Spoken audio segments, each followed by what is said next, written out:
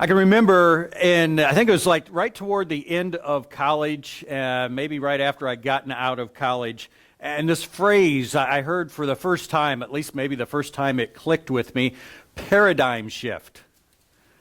Paradigm shift. And the thing is, once I heard it that first time, it seems like I heard it everywhere. Everyone is talking about paradigm shift and paradigms, and I got so sick of it. I would joke, I'll give you a quarter for your paradigms if you'll just shut up about them. I'll give you $1 even. I'm serious. But, there's some value certainly to the thought there. A paradigm shift is a radical change in underlying beliefs.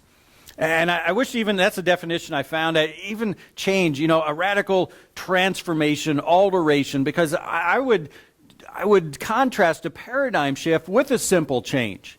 It's one thing to change. It's like I sort of know I should be doing this or whatever, or when I hear it, I'm all for it, and I change. I need to change. Paradigm shift is deeper. It's more fundamental. It's easy to always compare things to diet and, and food. And, change is like, I know I should eat less junk food, and, sometimes I do and sometimes I don't. I need to change. Paradigm shift is what, and it's still being debated, but this idea, we've talked to some of you about it, we read about it, that, this thought for a long time has been, fat's the big culprit, and this paradigm shift, I'm like, no, it's really carbs. Even high cholesterol is caused by, it's not just the fat, it's when fat in the presence of some of these carbs. And you talk to people, and there's just radical, differences of opinion on that. That's a paradigm shift. That's just changing everything. Well, that's the difference, and that's what I want us to focus on today. Not just changing, not just, I've known I should do this for a while, I need to do it. We need to be thinking about a paradigm shift, a radical alteration of underlying beliefs. Now, here's one of the problems, though, as you think about that. Until you have a paradigm shift, you don't know you need a paradigm shift. That's one of the things. Now, again, until you make a change, you may have known for a long time I need to make that change. But a paradigm shift, until something becomes awake in you and you start to realize it, you didn't know you needed it. Well, that's what we've been seeing in Matthew. This chapter is really, starting in 14, it led up to it. In 14, you remember we saw John the Baptist, and he's executed. And he had this paradigm shift, and it really came home to him. Because he thought, well, certainly if Jesus is the Messiah and I'm the main guy, the forerunner, life is going to be a certain way. And it was totally different. And then the disciples, they had that limitation. Jesus done all these miracles, but here we are with 5,000 men, probably 15,000 people altogether, and just a little food. There's just no way he can use that to feed them. And, they had to have a radical change of, he can do that too. Well, then last week, Matthew 15, and I'd say really part 1. 15 is part 1, chapter 16 is part 2. But remember, it started with the Pharisees, and they asked Jesus, why don't your disciples wash their hands? He'd been doing all these miracles, healing people, and they don't wash their hands. But it had to do with their idea of what defiled a person. Not washing your hands in their mind, that would make a person unclean before God, even though they admitted it comes from our tradition. It doesn't come from the Bible. Jesus showed how, you put your tradition over the Bible. That's just totally wrong, a totally wrong way of viewing things. And as usual, they're that extreme example that we look at and say, well, of course, but then we see it even in some other ways. That the next scene in that chapter is this Canaanite woman, and you ask any Jew who's more defiled than a Gentile, Canaanite, non-Jew person, and a woman to boot. It's just the most defiled ever. But according to Jesus' definition of what defiles a person, it's not what goes in their mouth and some of those habits, it's what comes out. And her faith that came out of her mouth from her heart was so great. It was just this contrast set up. Here's the keepers of the Jewish law. They're actually defiled, and this Canaanite woman, she's as pleasing to God as you can get. And then the disciples, and we're faced with another food situation. Like, well, didn't they just feed 5,000? Here's 4,000. What's the big deal? But the focus there is a little different. Doesn't seem like they're unsure that Jesus can do it. They're like, this is a bunch of Gentiles, Jesus, and it's going to take us a long time to pass out this food. You really sure? Come on. Seems to be the underlying thought there, again, because they didn't have the compassion on those people that Jesus did. They were unclean in their mind. It was a radical change to be ministering to Gentiles, and it wasn't Jesus' focus while he was here on earth. He makes that clear. But when he saw them, when the need was right in front of them, he helped them. Again, that was really part one. Well, part two is in Matthew 16 today, what I'm calling the DEconstruction Zone. Because, again, I read this book a while ago, and it stuck with me. The path, the mode of growth is this idea of examining where we are in light of often new truth, something we see in the Word, something comes to us, examining our life in light of that, and potentially deconstructing what we know, what we thought we knew. And again, maybe adding this in, maybe totally getting rid of something, changing something, deconstructing and reconstructing. So we're in a deconstruction zone here in Matthew 16. And the question I want us to think of in the framework for everything today is, how open am I to challenging what I know? How open am I to challenging what I know and maybe have known for a long time? So Matthew 16, starting at verse 1, the Pharisees and Sadducees, these two groups of Jewish leaders who normally hate each other, absolutely, but now they hate Jesus more, so they get together. And they came to Jesus and they tested him, sort of like Satan did, trying to trip him up a little, find something. They certainly aren't sincere, by asking him to show them a sign from heaven.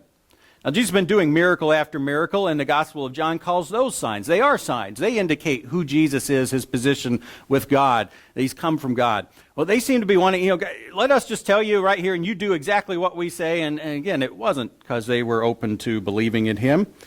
And then Jesus replies, verse 2, when evening comes, you say it will be fair weather, for the sky is red. And in the morning today it will be stormy, for the sky is red and overcast. You know how to interpret the appearance of the sky, but you cannot interpret the signs of the times. A wicked and adulterous generation looks for a sign. In the Old Testament, Israel was called adulterous because they were engaged in idolatry. They were married to God, should have been committed to him, and they were going after these other gods. Well, they haven't worshipped idols for 400 years, but they're still not committed to God the way they should be. They're still adulterous. Their commitment is somewhere else. A wicked and adulterous generation looks for a sign, but none will be given it except the sign of Jonah. And he had explained that the last time. This idea of being in the tomb 3 days, like Jonah was in the fish 3 days. Jesus then left them and went away. And I made mention, you remember just a few chapters ago, Matthew 12, there'd been something similar where the leaders came to Jesus and asked for a sign. And whenever you see something like that repeated, you need to ask why. What's the difference? If it's not making any new point, there's really no reason for a good author to put that in. And Matthew is a good author, and he's inspired by the greatest author, so there's a reason for this. Why does it include another time when the Jews asked for a sign? Well, you look for the differences. And you see the differences here. In chapter 12, the focus was on judgment. You remember there was a big section where he said, none will be given, no sign except the sign of Jonah. And Jonah went to preach after, God, convinced him. You really need to go to Nineveh, Jonah. He said, I don't want to. Well, I'm going to change your mind. And, the whole fish thing. He goes to Nineveh and he preaches them, and what happens? Nineveh repents. They turn to God. Well, Jesus makes a point from that. It's like, the men of Nineveh are going to stand up in judgment against you Jews because Jonah preached to them and they turned, and I'm here preaching to you. And as a nation, as a whole, you're not turning. So the focus there was on judgment. Well, the focus here in chapter 14 is on these verses 2 and 3 that aren't present in chapter 12. Where Jesus says to them, when evening comes, you say it will be fair weather, for the sky is red, and in the morning, today it will be stormy, for the sky is red and overcast. He says to them, you look at the weather, you see these things, you know how to interpret these natural signs. You know what the weather's going to be based on the clouds, the sky, things like that. But you cannot interpret the signs of the times. Now, notice when he says cannot, it doesn't mean they're unable to. Jesus is being a little sarcastic here, I guess you'd say, because one, we know other people could. It's not like they're unable to. These are the religious leaders. If anyone's going to grasp the truth, they're capable of it intellectually. It's not that they cannot so much. It's that they won't. Jesus said before, whoever has ears, let him hear. And remember, everyone has ears. Everyone's eligible. They're refusing. It's right there in front of them. And they're refusing to accept it. Well, then, verse 5, when they went across the lake, because it says Jesus left those leaders and went away across the lake, the disciples forgot to take bread. Be careful, Jesus said to them. Be on your guard against the yeast of the Pharisees and the Sadducees. They, the disciples, discussed this among themselves and said, it's because we didn't bring any bread. That's why he brought this up. Well, aware of their discussion, Jesus asked, you of little faith, why are you talking among yourselves about having no bread? Do you still not understand? Don't you remember the 5 loaves for the 5,000 and how many basketfuls you gathered? Or the 7 loaves for the 4,000 and how many basketfuls you gathered? How is it you don't understand that I was not talking to you about bread? Be on your guard against the yeast of the Pharisees and the Sadducees. Then they understood that he was not telling them to guard against the yeast used in bread, but against the teaching of the Pharisees and Sadducees. Jesus says to these disciples, again, they've forgotten to bring bread, and it seems, Jesus apparently knew that, the Holy Spirit knew it, and used that situation, and says, and puts it in that format when he's warning against the teaching of these Jewish leaders. He says, beware of the yeast of these people, and the disciples like, oh, it's because we forgot to bring bread. And Jesus says, you of little faith. And we've been seeing that word, and again, it can have different meanings. There's the belief side of faith that is just like, I believe there's a God, I believe this is possible. Doesn't seem that they didn't believe Jesus is capable of providing in that, but they hadn't taken it, the implications. That's where the faith comes into play. Since there is a God, since he's all-powerful, it should do this. It should result in not just, I believe, but this faithful implication of putting it into my life and integrating everything around that, relying on him, surrendering to him because he's God and I'm not, relying on him because he's God and I'm not. And Jesus, it corresponds to his question in verse 9, do you still not understand? And it's not just, don't you know that 2 + 2 = 4? Don't you know what I can do with these loaves? Why haven't you taken that and framed your whole life around that? It's very similar to what it means to walk by faith. Again, your whole life should be different. You should be taking what you've seen and again, applying it, integrating it into your life. And you're not. And you're so focused on the physical. And Jesus' question there, he says, do you still not understand? It indicates they should. If they were totally unable to, it doesn't seem like he would say it that way. Like, well, I understand, you haven't got there yet. No, you should be there by now. You've seen enough. Should be in your life. And then in verse 12, they get it. Then they understood that he was not telling them to guard against the yeast used in bread, but against the teaching of the Pharisees and the Sadducees. And I think we need to stop and look at that because, very often I think what we associate with their teaching is the extreme, their hypocrisy of the Pharisees that we saw last chapter. It's like, I've got stuff, but I'm not giving it to my parents because I've declared it for God. The Sadducees who didn't believe in the supernatural, the resurrection. Jesus is not warning them against those things necessarily. Those are obvious. Those are clear. He's warning them against some of the underlying things, again, that they would be tempted to not even realize. I need to stop and think about those. The paradigm shift that needs to happen, they don't realize it yet. And he's warning against primarily their view of the kingdom of the Messiah. The leaders, the Jewish leaders, long ago had established this kingdom of the Messiah. It's going to be physical.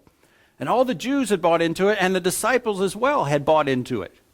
He's saying, be careful of that. Be careful of their focus on the physical in general. That is not what I came to do.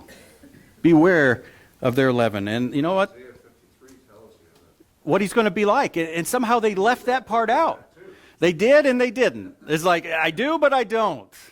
And that's why he's warning them, because they are as prone as anyone to this. Matter of fact, we're going to see it right below, and that's why this chapter all goes together. Look at this.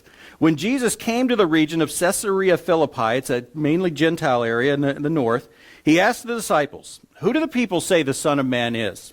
He's referring to himself. That title, Son of Man, is interesting because sometimes it's contrasted with Son of God. Son of God refers to his God side. Son of Man refers to his man side. And sometimes it sort of does, but also it is a title from Daniel that indicates his deity.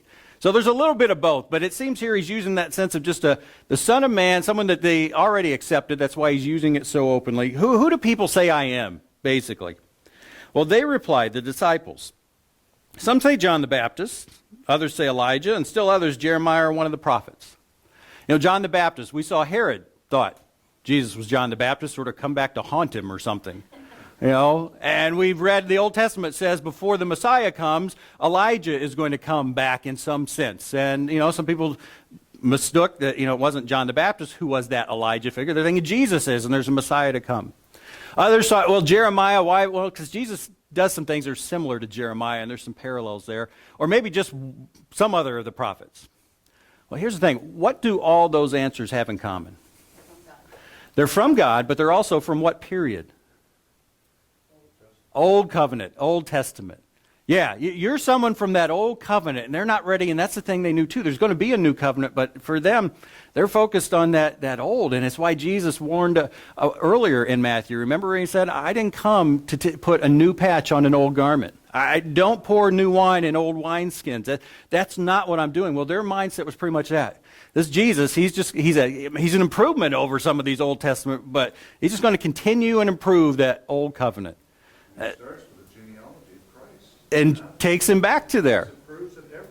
He's got it. He's come from them, but he's making the point there's a sharp distinction between what I'm doing and that. And again, they should have known. The Bible promised, Jeremiah promised a new covenant. You know, they sort of like the old one. They want some tweaks, some improvements. Sometimes we're like that. We just want God to tweak our life. Well, verse 15, Jesus says, but what about you? He asked, who do you say I am? And Simon Peter answered, you are the Messiah, the Son of the living God. Now, one thing we need to realize is that for them, that was two different things.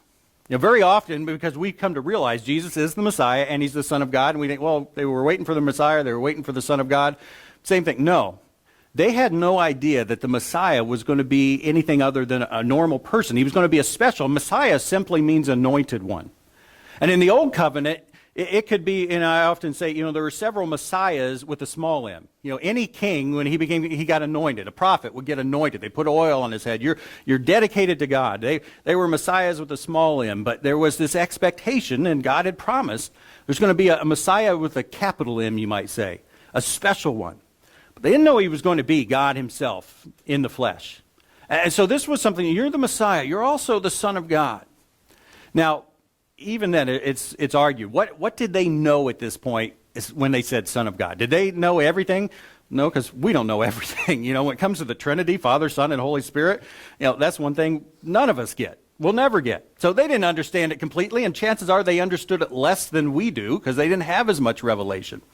Now, it does say earlier in chapter 14, you remember when Jesus walked on the water and got in and the storm calmed? They worshiped him.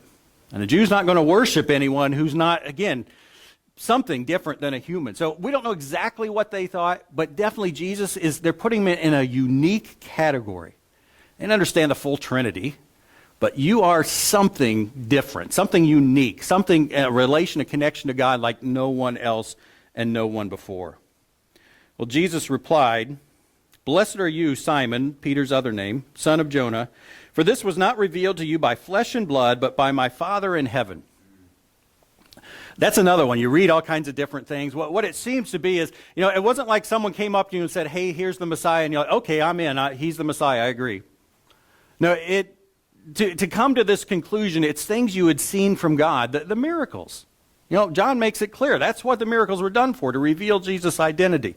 You know, so again, it wasn't just, and it's not so much, it wasn't human reasoning, because his human reasoning did kick in. He saw the miracles. Okay, who's doing miracles? Someone that God has sent.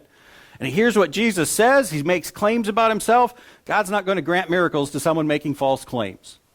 And so there is an element of human reasoning. It's not that flesh and blood it wasn't revealed by human reasoning. Again, it's like no one just came up to him and said, Peter, this is the Messiah. And he said, okay, I'm in.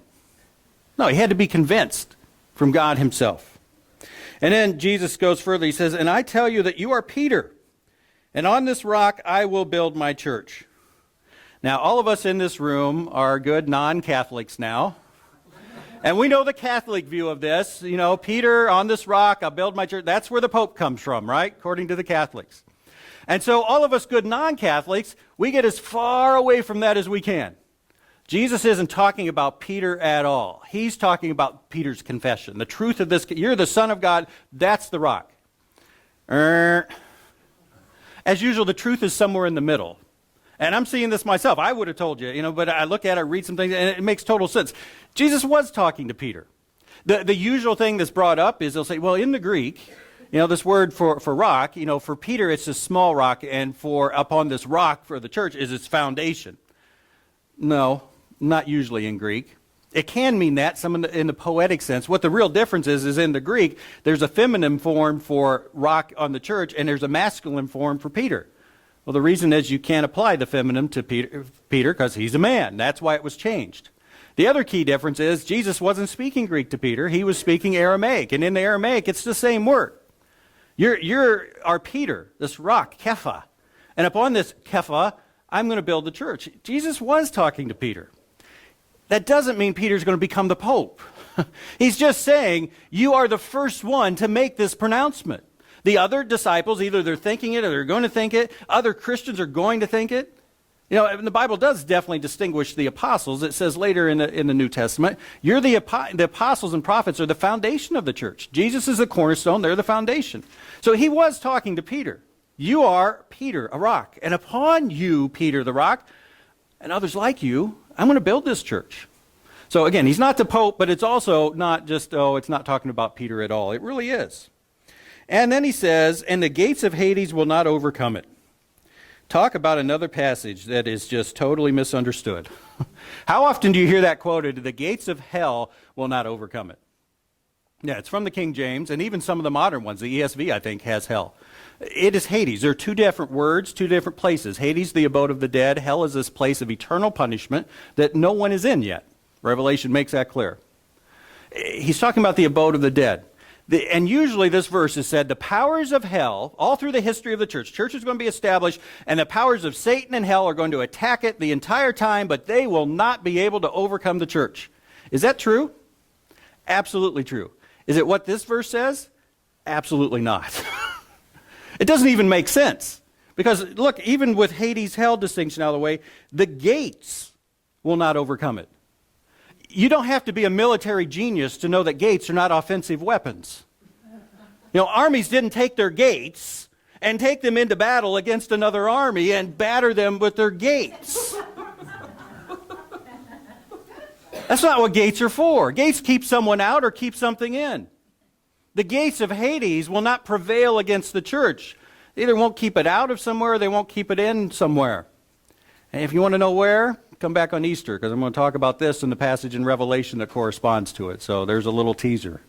Look it up between now and then, too, if you want to see some of the other explanations. But it is not that the powers of hell will not overcome the church. That's true, not what Jesus is saying here. And then he continues to Peter, I will give you the keys of the kingdom of heaven.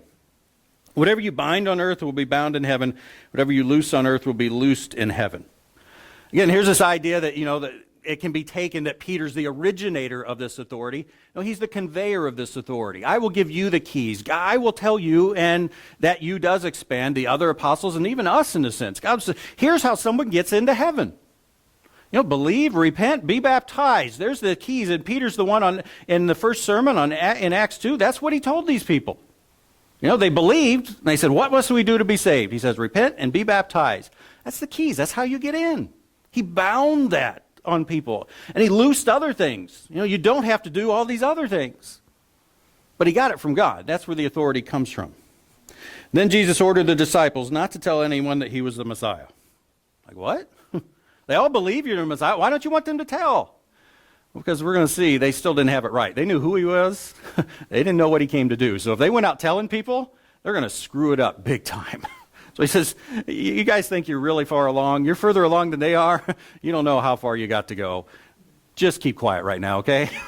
We'll work on it later. Well, you look at that, and again, here's this wonderful, Peter leading the way, who Jesus is, and then look at verse 21.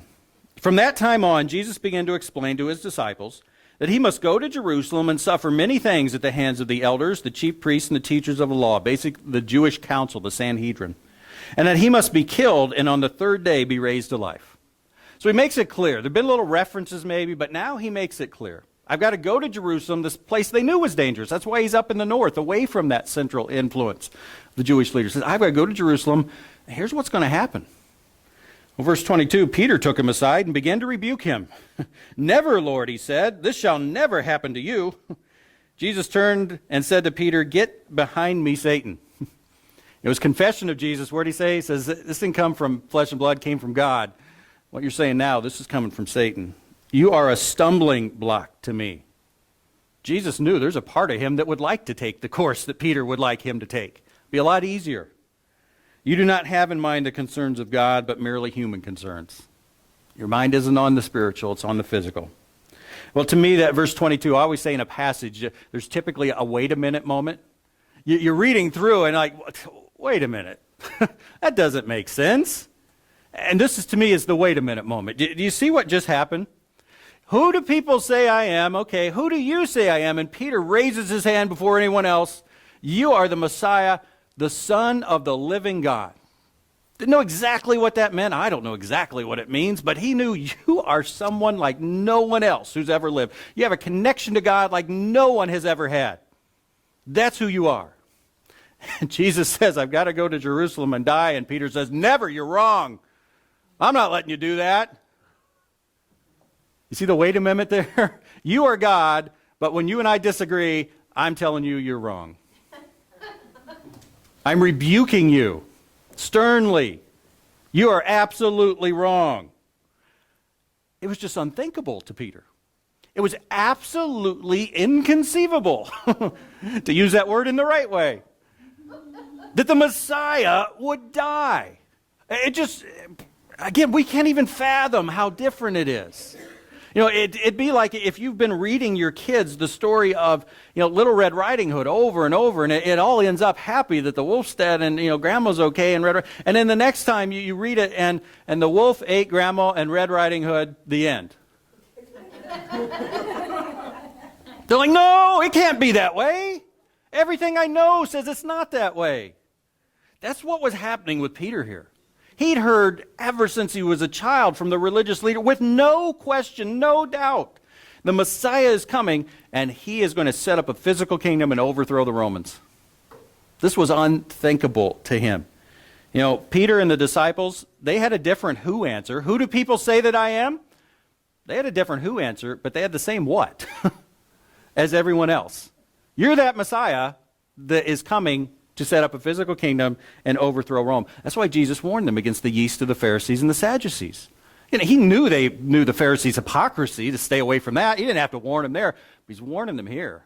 The stuff you've heard from these leaders so long. And I thought was interesting. They could add this new detail to the Messiah. Oh, the Messiah is also the Son of God. Okay. But they couldn't change an old detail. They could add something new they hadn't known before, but they couldn't change something that they always known. Well, Jesus goes on then, verse 24, he said to his disciples, whoever wants to be my disciple must deny themselves, take up their cross, and follow me. We shake our head and we say, yeah, okay. Especially because I've been reading that verse a lot lately. It's one of our key verses here. That's what it means to be a disciple.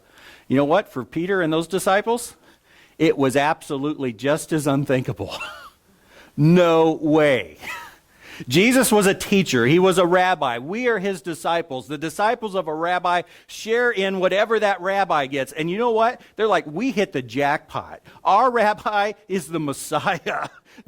We've been waiting for him. Woo! We're the ones that are his disciples. What are we going to get as the disciples of the Messiah? They're thinking, again, we see it later. They asked for their kingdom positions. Remember, can we have the thrones just to the right and left of you? John and James or their mom, really. Hey, can my sons, I know you're going to have a throne, and of course there's going to be these other thrones. Could they get the ones right next to you? That's what they expected. And what's Jesus say? You want to be my disciple, the disciple of the Messiah? Take up your cross. Whoa, cross? That's what the Romans killed Jews on. No. This was absolutely as unthinkable as the other. When Jesus says, I'm going to die, and he told them, you know what, you need to be prepared to die. Like, no way. He says, for whoever wants to save their life will lose it, but whoever loses their life for me will find it. What good will it be for someone to gain the whole world and yet forfeit their soul? Or what can anyone give in exchange for their soul? That's just a whole different perspective. And again, we look at that, and we've heard it for a while, and we're trying to change and live more appropriately to it. For them, it wasn't a matter of change. This was paradigm shift to think that this is what followers of Jesus had in front of them. No way. Followers of the Messiah. Verse 27, then, for the Son of Man is going to come in his Father's glory with his angels, and then he will reward each person according to what they've done. And we read that, and what do we focus on? He'll reward each person according to what they've done. And we know grace, and we're like, oh, it doesn't sound like great. Jesus, what's up? You got to realize that's not the focus here. The focus, he's just said, I'm going to die. So what's the focus? I'm going to come back, though, in the Father's glory, the very glory of God. Dying is the most inglorious thing that can happen. He hasn't even told them about the cross yet. Like, I'm saving that detail because that made it even worse. He says, I'm going to come back in the Father's glory. Don't worry. That's the focus there. Again, we focus on this other part. But even then, you need to take that in context according to what they've done. He's not talking about works. He's not saying, well, if you've done more good works than bad works, if you're at 70%. No, what you've done with what I've said. Have you made a commitment to me? Have you, again, laid down your life? This general commitment.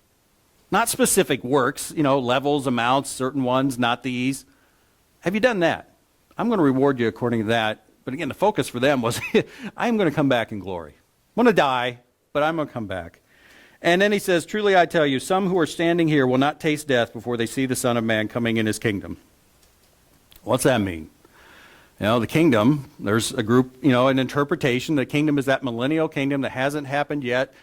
So does that mean there's some of these disciples walking around somewhere? Because he says, some of you are still going to be. What's the kingdom? No, can't be just that. Again, whatever your millennial view is, your end times view. But it also isn't just the church. The kingdom is not just the church. The kingdom is focused on God and his authority and his reign that's going to be spread. The church is God's people who've submitted to that reign. So they overlap, but they're not the same. Seems to be what he's saying is not just the start of the church, that's true, but it seems to be everything. The resurrection of Jesus, his ascension to heaven, the beginning of the church, the spread of the church with power, even the destruction of Jerusalem would be involved in that. Like some of you are still going to be alive when that happens. And that's what he's talking about. Well, all right, there's the chapter. Again, why all this focus on examining what they believe? On deconstructing things that they've thought about for so long. Why this word in Matthew that keeps coming up? You don't understand. Not just you don't get it intellectually, you haven't integrated it into your life. Well, remember, who was Matthew written to? The Jews. Exactly, the Jews.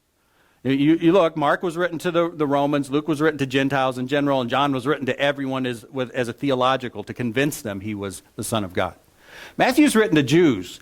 And Jews had hundreds, thousands of years of preconceptions about this kingdom. And so he didn't just have to tell them, here's something that you don't have any idea about at all. That's almost easier. Start with a blank slate. Don't know anything, tell you here. He's got to erase their slate. He's got to overcome these preconceptions. And you know what, as I look at that, I think this applies to us. Matthew applies to us so much. Again, it's this series, this whole series on Matthew is called God's First Words to Christians. God knew this would be the first book of the New Testament. It wasn't even the first one written, but it's the first one we open up. And boy, I think he knew, especially us 21st century American Christians, we need this. Because we've got preconceived ideas about what Christianity is. Maybe we've grown up in the church, maybe we came into it, but when we came into it, we were bombarded with, here's what Christianity is. And it's not exactly what Jesus is focused on. Far more focused on the physical. And so I think this applies to us. How open am I to challenging what I know? I think maybe sometimes we're as not open as the disciples were. And so three things that I got from this. First of all, first key idea, it's our most basic assumptions that need examined. As we ask that question, how open am I to examining things? We're not talking here. I know it's wrong to lie. I know it's wrong to steal. It's wrong to lust and be greedy and angry. We're not talking about those. We're talking about foundational things. And I thought about, the less obvious something is, the less obvious it is. You might want to write that down. That's profound. I said that, and I thought, man, I should just stop there and just leave it hang. And I decided, no. Yeah, I know. Thank you, Kathy. That helped. The less obvious something is, the less obvious it is. That's what we're talking about. We're trying to get at those things that, well, of course I know I shouldn't lie and steal. Well, if of course you know you shouldn't do that, that's not what we're talking about today. We're not talking about the of courses, okay? We're talking about the things that, I didn't realize that. No way. God thinks something different than that. The focus here is paradigm shift. not just change. It's not just obedience to what we already know. Peter wasn't arguing with Jesus about something he knew. Peter didn't stand up for idolatry and say, Jesus, I think you really should be in this new kingdom. We should have idols again. There's a benefit. We could have a market. No. Peter's not even trying to argue with Jesus of something he knows. Jesus has been talking about prayer. And Peter's not saying, Jesus, I think I pray enough. I think I'm doing I don't need to pray more. No, it's this foundational assumption. Peter says the Messiah cannot die. That's just a given, Jesus. Everyone knows that, but you. The Messiah cannot die. It wasn't even that he considered it and rejected it. You don't even think about that. No. Just a given. You hear it, you reject it, out of hand. Well, I thought about us. You and I, we know the Messiah can die, don't we? We know he did die. What's the lesson for us? What can we get from all this? What's the general trait that they didn't realize that maybe I'm not realizing? And I think it has to do with this physical focus. You look at their kingdom expectation. What was it? There's going to be a physical kingdom. Jesus is going to set up a throne. David's throne, rule from there. The two traits of their Jewish kingdom is going to be physical. It's going to be national. It's going to be Jew only. And even national, if you think about it, is really physical. Because why? How do you determine who's in it? Well, physically. You're a physical Jew, you're in. Doesn't matter about spiritual faith, any of that stuff. So even that is physical. And you look at it, the context even. Why is all this stuff together in a chapter? Well, back at verse 5. It says, when they went across the lake, the disciples forgot to take bread. Be careful, Jesus said to them. Be on your guard against the yeast of the Pharisees and Sadducees. They discussed among themselves and said, it's because we didn't bring any bread. Didn't you read that and say, really? Really? What you've seen him do with bread. This isn't even a jump like before. The first time, okay, we can get it. He's never multiplied bread. Now you've seen it. You're worried about bread. Well, it's just so easy and so natural to focus on the physical need and problem I do see instead of the spiritual power that I don't see, isn't it? It was easy for them and it's easy for us. I can see the problem here, God. I can't see your power.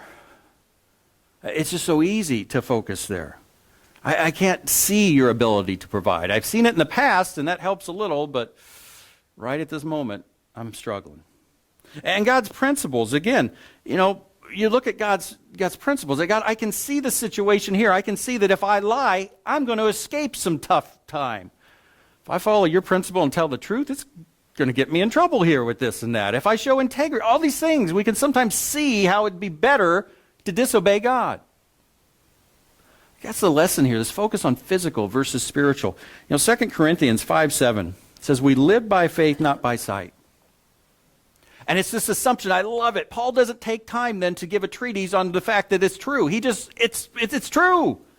It'd be like me saying, again, we breathe oxygen, not carbon dioxide. I don't have to convince you all of that. Of course, we know that. That's what Paul's doing. We live by faith, not by sight. That's our whole dynamic for living. And so as we talk about this foundational assumption that they had and we have, this foundational principle, I think, is the way that we guard against it. I can so easily get focused on physical things. Christians, though, live by faith, not by sight. And I'm still finding out the implications of that, and I'm sure you are too. But that is what I set as my goal. What does it mean to live by faith, not by sight? That's how I overcome this unseen assumption of mine that creeps in so many ways. Well, I said it's unseen, and I said before, until you have a paradigm shift, you don't realize you need a paradigm shift. So how do we get one? Well, the second thing, Jesus progressively reveals the implications of his truth. Remember where it said in verse 21, from that time on, after they acknowledged him as the Messiah, Jesus began to explain to his disciples that he must go to Jerusalem and die. Why from that time on? Why didn't he tell them up front? If Jesus had told them up front, I'm the Messiah and I'm going to Jerusalem to die, would they have believed he was the Messiah? Absolutely not. So he shows them signs, the miracles. The Bible made it clear the Messiah is going to do these things. He shows them these signs of the Messiah. Thank you. It's all right, now I'm back. And then he tells them this other. He progressively reveals the truth. Well, he does that for them. And for them, it's both. He doesn't even tell them some things. They don't even have this fact, I'm going to Jerusalem to die. For us, I thought about it. It's like, we've got the whole Bible right now. Does he progressively reveal truth or just the implications? And that's why it's in the parentheses there. And there's maybe an element where he progressively reveals truth. You know, have you ever read through the Bible or some book that you've read before? And again, you just like, wow, I didn't catch that, didn't realize that, didn't see that. You know, it's been there, but, you know, somehow. And that's certainly God's Spirit working. You know, it's why in our growth triangle, the Holy Spirit's in the middle. You know, what role does he play? Well, he works in all those areas, you know, in our situations, our relationships, certainly the Word. He brings it to us in a different way or something that it clicks with us now. You know, is that truth or is that implications? I don't know, but definitely there's a strong element of implication. You know, I start my life, it reminded me of Abraham. What God say to Abraham? He said, go, and I'll show you where. To Christians, what's God say? He says, commit, and I'll show you what. Sign your name on this blank paper. I'll fill it out as we go. And God will reveal to us the implications of that commitment. He'll reveal to us what it means to walk by faith. He'll reveal to us what it means to live by grace and have patience and not anger and all these things. But we've made that commitment. He progressively reveals to us. You know, Jesus progressively reveals. And then also, as I was thinking about this, you know what? He realizes we progressively get it. You know, the disciples regarding Jesus' identity, and even here, they're going to keep getting it a little more, maybe a little backwards, and a little more. And certainly when it comes to not just who he is, but his mission, what he came to do, that's going to take a long time. You know, Jesus realizes that, you know, we progressively get it, and I think the word for progressively is slowly. We are slow. You look at Peter here. Jesus says, I'm going to Jerusalem to die. Peter rebukes him. Jesus says, get behind me, Satan. And so Peter gets it instantly, completely, right away then, right? No. Acts 1, what's still being asked after Jesus rises from the dead? What's the first thing out of the disciples' mouth almost? Now are you going to set up your kingdom? You know, they still got that physical mindset. Acts 2 clears that away, but the Gentile thing, it's not until Acts 10 years later. And you remember when the sheet is lowered to Peter? A sheet from heaven. Eat. And what's Peter say? Well, of course, you're God. I'll do it. Like, never, Lord. Never. I'm not doing this. You're God. You say this. I know something better. Well, God knows we're slow. Don't use that as an excuse. But also, don't beat yourself up. It does take a while to get it. Well, until you have a paradigm shift, you don't realize you need one. That's why God initiates it. But we have to be open and surrendered, and that's the last key idea. Getting it, understanding, is more than accepting and discerning. It's not just a matter of the mind. Again, when Jesus talked to these Pharisees and says, you can figure out the weather, but you can't get this, he's not saying you're too stupid. His whole point with the weather is you're smart enough to figure out the weather. You could get this too. And definitely Peter. I mean, when Jesus says, I'm going to Jerusalem to die, was there any doubt in Peter's mind what Jesus was saying? Intellectually, he got it completely. You just told me you're going to Jerusalem to die. I understand it mentally completely. And I reject it. And it's not like, are you speaking metaphorically, Jesus? No, he knew what he was saying. And he says, no, I refuse to accept that from you. Well, the disciples and the Jews, you know, Peter says, you know, you're the Son of the living God, but never Lord. And I thought about it. You know, we acknowledge who Jesus is. He's God. Do you really and fully believe in God if you haven't surrendered to him?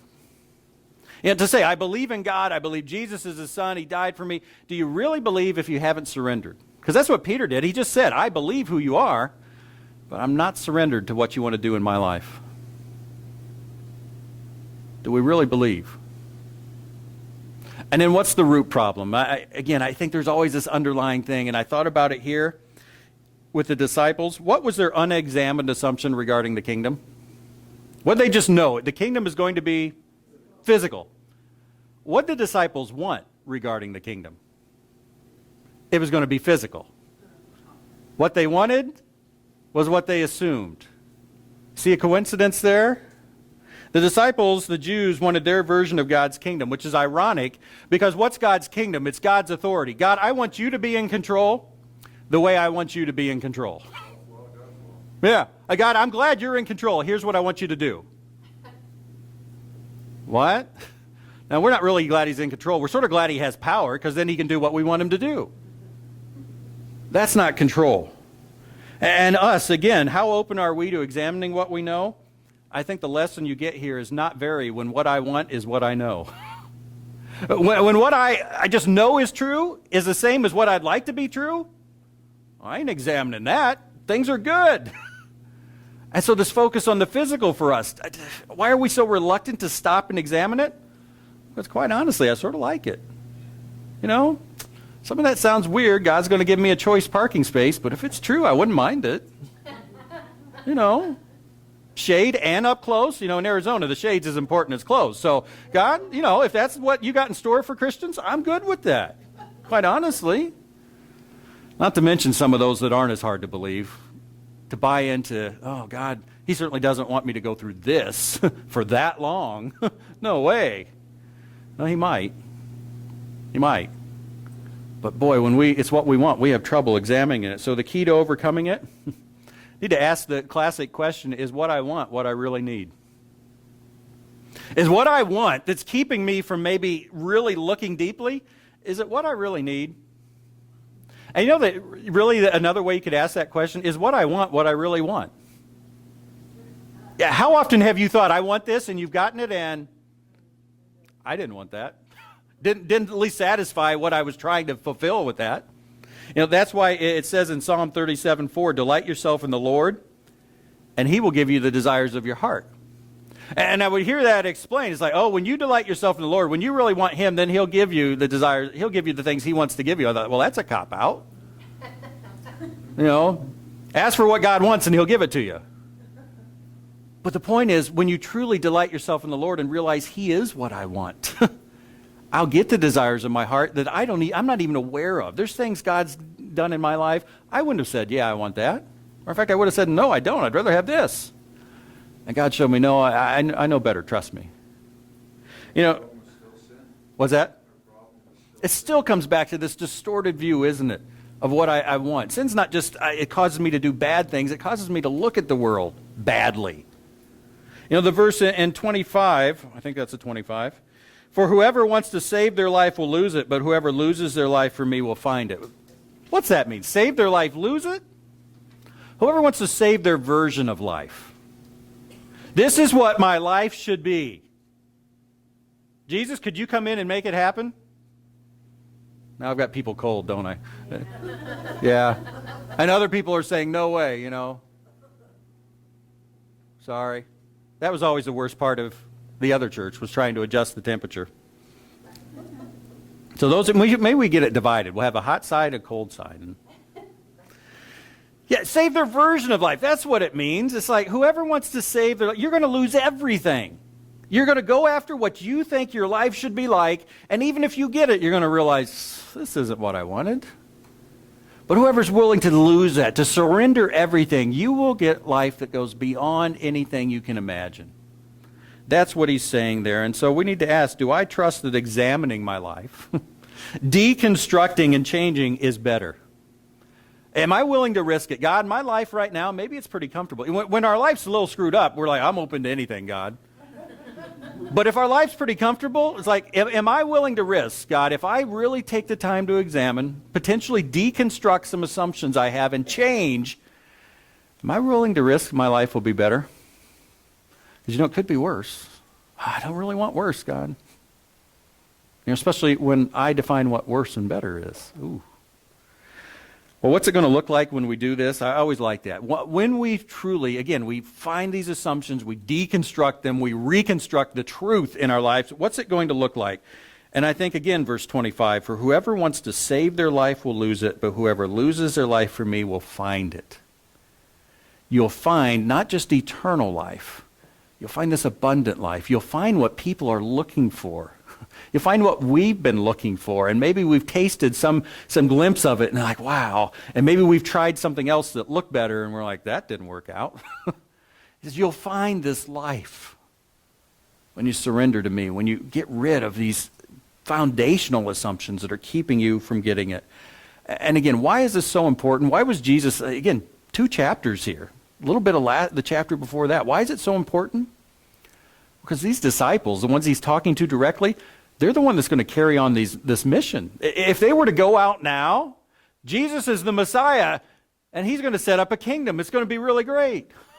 He's like, you people got to get it, because you're the ones taking it and telling other people. It's the same with us. Jesus told us, go into all the world and make disciples. And you know what? If we don't get it, we're trying to make disciples. Like, come to Jesus. He'll make your life all rosy. Come to Jesus. He won't let things be too bad. Come to Jesus. He'll make you happy. Some of these assumptions, like, no. He doesn't want us spreading that message. We'll screw it up like the disciples would have. They were the foundation, so they had to get it, but boy, we'll have a pretty bad wing on the house. Look what I built. Yeah, that wasn't what Jesus was planning. Well, I always like to end with some input, start to live it out. And you'll notice I didn't have what do we need to do, because I want us to know, how do I see things that I don't even know I don't see? How do we get at some of these assumptions that I didn't even realize that that's it, this fundamental realization or application of, again, maybe it's a focus on the physical. To me, that's still the key thing. I've just come to focus on the physical so much, and I don't even see, that's a physical focus. Even that assumption of mine, how do we see these things that we don't know we don't see?